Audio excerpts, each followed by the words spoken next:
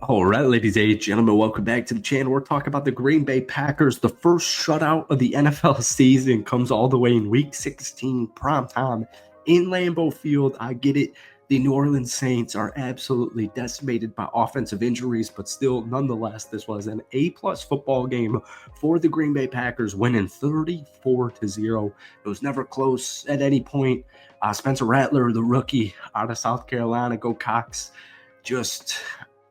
there was nothing, man. This was just a pure domination game, and it is beautiful to see because, last week, big time game, prime time game against the Seattle Seahawks. They did the same thing, obviously two completely different opponents, but Matt LaFleur has been preaching, let's see all three levels of football. Let's see just pure domination for 4 quarters. And that's exactly what you saw today. And I think people are finally catching their eyes on here. Like, the Packers are really that good.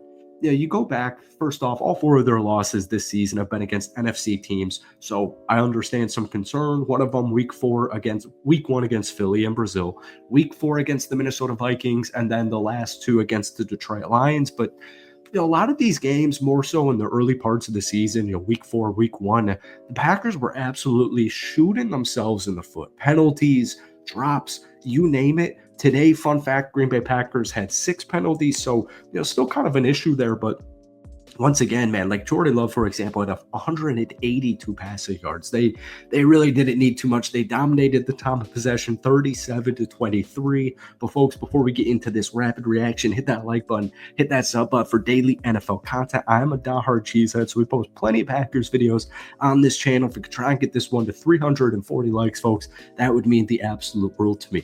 The Green Bay Packers had 404 yards of total offense. The New Orleans Saints had only 196.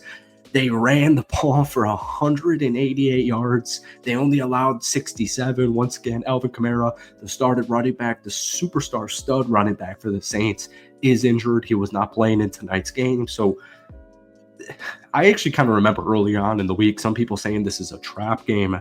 Kind of reminds me of the Aaron Rodgers era where, games like this team would come out a little bit slow. They'd come out a little bit sleepy. I feel like typically they would win a game like this.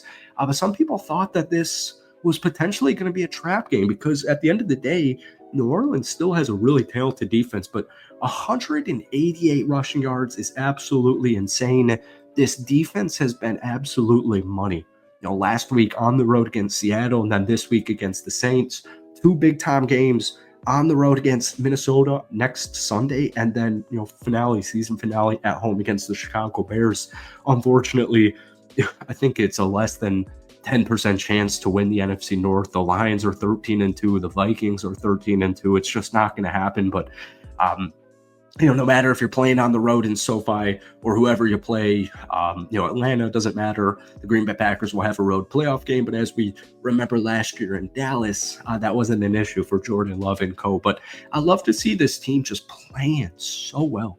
The biggest move of the offseason for the Green Bay Packers was Josh Jacobs. Xavier McKinney right there behind it. But Josh Jacobs, he only had 13 total carries.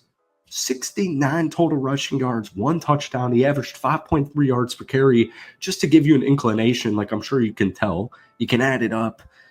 34-0 win. The bench squad came in here, right? Malik Willis was the final quarterback. He actually threw a beautiful 34-yard dot to Jaden Reed. But this team continues to run so well.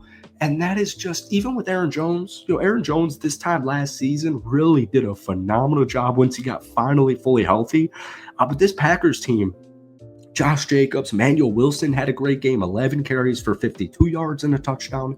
Christopher Brooks, I believe that was his first ever NFL touchdown, 6 carries, 23 yards. We saw 2 carries, 23 yards from Christian Watson. We saw a 14-yarder from Bo Melton. We saw Jaden Reed. We saw Tucker Kraft. We saw Malik Willis. We saw Jordan Love. That's 1, 2, 3, 4, 5, 6, 7, 8, 9 different guys ran the football for the Green Bay Packers this evening. Unbelievable. Jordan Love, by the way, went 16 of 28, 182 yards and a touchdown. That's just 6.5 yards per completion. I think I actually maybe attempt. Neither here nor there. Jordan Love played a just fine football game. They didn't need to do too much. And another great part is, first off, this offensive line has just been able to stay healthy the entire season. They kept Jordan Love clean the entire night. He was never really scrambling. He never needed to scramble to get some extra yards, except that one first down on like 3rd and 1 or 4th and 1. Just a great game from the offensive line, just probably the best offensive game. But once again, I know it's the New Orleans Saints, but still, any given Sunday, in tonight's case, any given Monday, Jaden Reed, 3 catches, 76 yards. Tucker Kraft, 3 catches, 63 yards. Josh Jacobs had almost 40 yards. Dontavian Wicks gets back with the touchdown. Beautiful. He was dealing with a lot of drop issues early on the season, so I liked seeing the Dontavian Wicks touchdown. I liked seeing Bo Melton. He unfortunately didn't catch a pass, but I like seeing these youngsters involved because there will be plenty of opportunities in the playoffs where every play matters. Everybody's pretty much got to be perfect when you're making a Super Bowl run, as Aaron Rodgers and Mike McCarthy said in Enigma, if you guys watched that. But not to bring up Aaron Rodgers, you get the point here. It was just a phenomenal game from the offense. But we got to give credit where credit is due. I know you're going against Spencer Rattler, the rookie out of South Carolina. I know Kamara is injured. I know Chris Olave is injured. I know Taysom Hill is injured. The New Orleans Saints offense completely decimated by injuries, but still at the end of the day, to hold the team to 0 points, you got to get credit where credit is due. Zane Anderson, his first ever NFL start, he had an interception on Spencer Rattler.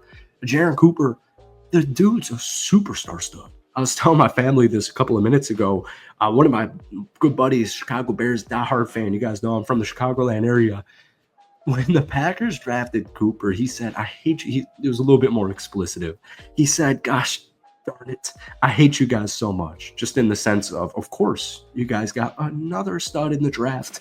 The dude's been a beast. He had 8 total tackles. A lot of these were for a loss. The guy's on an absolute tear. He's on his way to stardom, and he's only a rookie. I'm not even being dramatic here. Another guy who had a great game, Dontavian Wicks also had a good game, but Devontae Wyatt had a sack. Keyshawn Nixon had a strip sack. Rashawn Gary ultimately ended up recovering that fumble. Brenton Cox Jr., Florida Gator legend. This guy has spawned in the last month to 6 weeks and been an absolute stud. This team is so deep. They are so deep. Xavier McKinney, Kenny Clark, Rashawn Gary, Lucas Van Ness, and Gabari. This team defensively is so good. And folks, the cherry on top, we were talking about how Matt LaFleur wants 3 levels of football, just A+, complete and utter domination. Brandon McManus, automatically a Packers legend. Oh my goodness, the difference I feel when the Packers kick a field goal this year compared to last year. In the cold, the frozen tundra drills a 55-yarder. So enjoy that. Victory Monday, or we'll see a Victory Tuesday tomorrow, but I hope you guys enjoyed it. Hit that like button, hit that sub button. It's a little late here in Florida, so we got to hit the hay, but let me know your player of the game. Let me know all your thoughts and opinions down below. We'll see you in a couple of days. Peace.